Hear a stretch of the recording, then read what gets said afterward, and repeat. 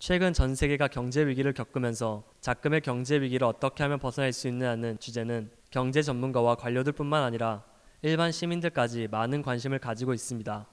그런데 경제 위기를 벗어나기 위한 롤 모델로 한국의 땀과 눈물이 서린 지난 역사가 다시 한번 주목받고 있다는 사실을 알고 계신가요? 도대체 세계는 한국의 어떤 것이 특별하다고 느끼고 그것에 주목했는지 한번 알아보겠습니다. 사실 한반도에서 근현대적 상업 자본주의가 시작된 것은 채 100년이 되지 않습니다. 그럴듯한 경제활동이 시작된 시점은 1940년대로 일본이 물러나면서 남기고 간 군용창고나 일본 상사의 창고에 남아있는 물건을 가지고 시작한 정크무역이었습니다. 하지만 한국전쟁이 시작되면서 그나마 남아있던 기반시설과 상품을 모두 잃게 되었습니다. 일제강점기와 전쟁 등을 겪은 탓에 다른 나라보다 경제개발의 역사가 상대적으로 짧을 수밖에 없었습니다. 일제강점기 당시에 부족한 지하자원을 수탈당하고 노동력을 강제로 국외로 빼가는 등 수탈국의 경제개발에 동원되는 치욕의 시기를 버텨야만 했습니다. 광복 이후에는 북한의 남침으로 그나마 쌓아올린 경제기반시설을 모조리 포화 속에 던져야만 했습니다. 하지만 한국은 휴전협정 이후 모진 풍파를 겪은 끝에 결국에는 57년 만에 후진국에서 벗어났습니다. 역사상 최초로 지원을 받는 나라에서 지원을 주는 나라가 된 것입니다. 이러한 대한민국의 발전은 결코 쉽게 얻은 결과가 아니었습니다. 누구보다 노력했던 국민들의 땀과 눈물이 있었기에 이뤄낼 수 있었던 것이죠. 가까이서 혹은 멀리서 한국이 이룩한 결과를 지켜본 외국인들은 불가능한 일이 실현되는 기적을 경험한 셈입니다. 한국전쟁 이후 시작된 미국의 경제 원조도 공산권의 확산을 막기 위한 명목으로 군사적 분야와 완제품 수입 등에 사용되어졌습니다. 물론 미국의 입장에서 지구상 최빈국으로 전락한 대한민국을 공산주의와의 체제 경쟁에서 지켜내기 위해서 원조의 많은 부분을 안보 유지를 위한 군사 비용에 사용해야만 했습니다. 그 외에도 대한민국 국민의 생활 개선이 우선일 수밖에 없었습니다. 그 결과 미국의 대한국 원조는 중장기적인 경제 개발에 관심이 없었습니다. 당시 최빈국이었던 한국의 국민 1인당 GDP는 67달러밖에 되지 않았기에 불가피한 선택이었습니다. 하지만 60년이 지난 지금 이제는 미국의 뉴욕타임즈가 세계 경제 위기를 맞고 있는 상황에서 위기 탈출의 모범 사례로 한국을 소개하는 위치까지 올라왔습니다.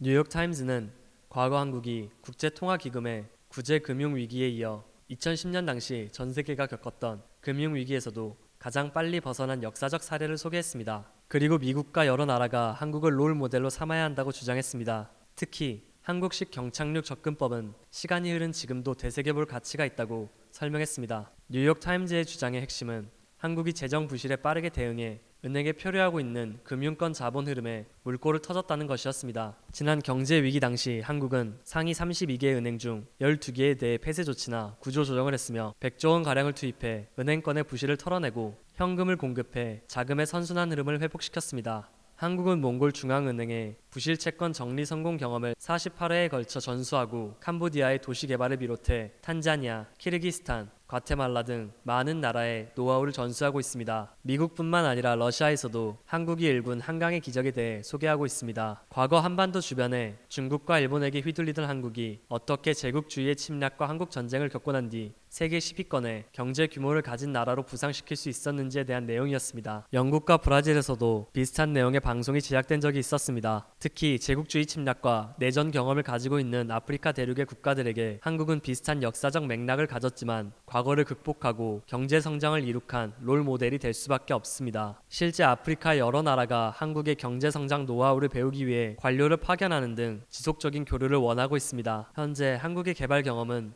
20여 개국에 전수되고 있습니다. 그 중에는 한국 전쟁 참전국과 물자 지원국도 속해 있습니다. 이처럼 한국의 경제 성장과 경제 위기 탈출에 주목하는 나라들이 공통적으로 언급하는 것은 적응력과 높은 교육 수준, 그리고 한국인의 강한 근성과 끈기를 뽑았습니다. 과거 한국에는 수출할 만한 마땅한 자원이 거의 없었습니다. 심지어 그 당시 산업 육성론자들의 주된 경제 이론이었던 종속 이론에 따르면 개발 후발 국가들이 선진국으로 도약하는 것은 불가능했습니다.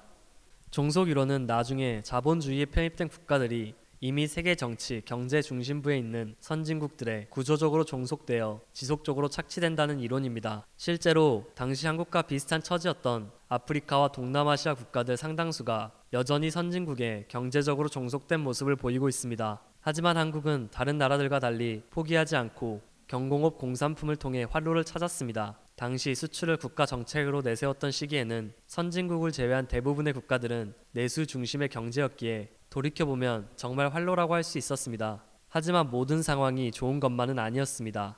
세계는 공산권과 자유진영으로 양분된 채 자기들끼리만 교류를 이어가고 있었습니다. 허나 한국은 불리해 보이는 상황을 보란듯이 뒤집어 엎었습니다. 양분된 세계는 반대로 말하면 경쟁자가 줄었다는 의미이기도 했습니다. 동맹의 강력한 지원을 받을 수 있다는 의미이기도 했습니다. 당시 한반도에서는 공산권과 자유진영이 맞붙은 전쟁이 일어난 지 얼마 지나지 않은 상황이었습니다. 그 탓에 자연스레 자유진영에 관심이 쏠릴 수밖에 없었습니다. 그 덕분에 한국은 자유진영의 경제 지원과 기술 이전을 받을 수 있었습니다. 단순히 외부의 지원으로 기적 같은 일이 일어난 것은 아닙니다. 지원에 힘입어 경제 성장을 이룩할 수 있었던 가장 큰 이유는 한국 특유의 교육열 덕분입니다. 한국의 국민 교육 수준은 60년 당시에 이미 중진국 수준을 상회하고 있었습니다. 영국을 필두로 한 대부분의 선진국은 18세기 무렵 산업혁명을 거치며 19세기 말 제국주의 시대를 거치고 자원 약탈과 불공정 거래 등을 통해 부를 축적하고 이를 폭발적으로 성장시켰습니다. 현재 경제 규모 10위권의 국가 중 값싼 노동력을 바탕으로 성장한 중국과 인도를 제외하면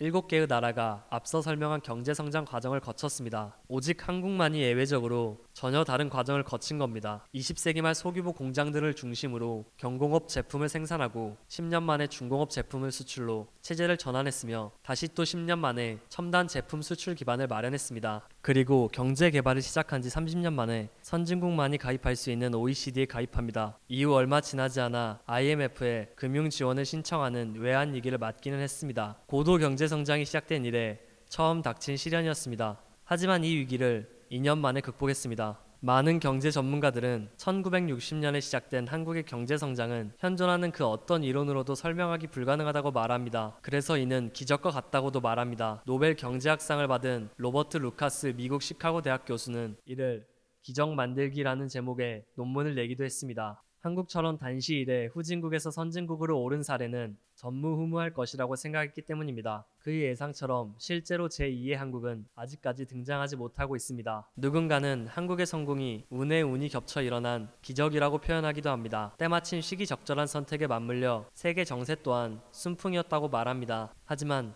생면부지 독일과 총탄이 빗발치는 베트남으로 떠나는 것을 한국인은 마다하지 않았습니다. 오직 가난을 물려주지 않겠다는 일념 하나로 말입니다. 한국 경제성장은 가난을 벗어나겠다는 생각으로 피와 땀을 희생한 이들이 있었기에 가능했습니다. 한국의 경제성장은 신의 힘으로 이루어졌다는 의미의 한강의 기적은 오히려 대한민국의 피와 땀이 어린 퇴색시키는 단어로까지 느껴집니다. 지금까지 한국 경제성장에 대한 뉴스였습니다.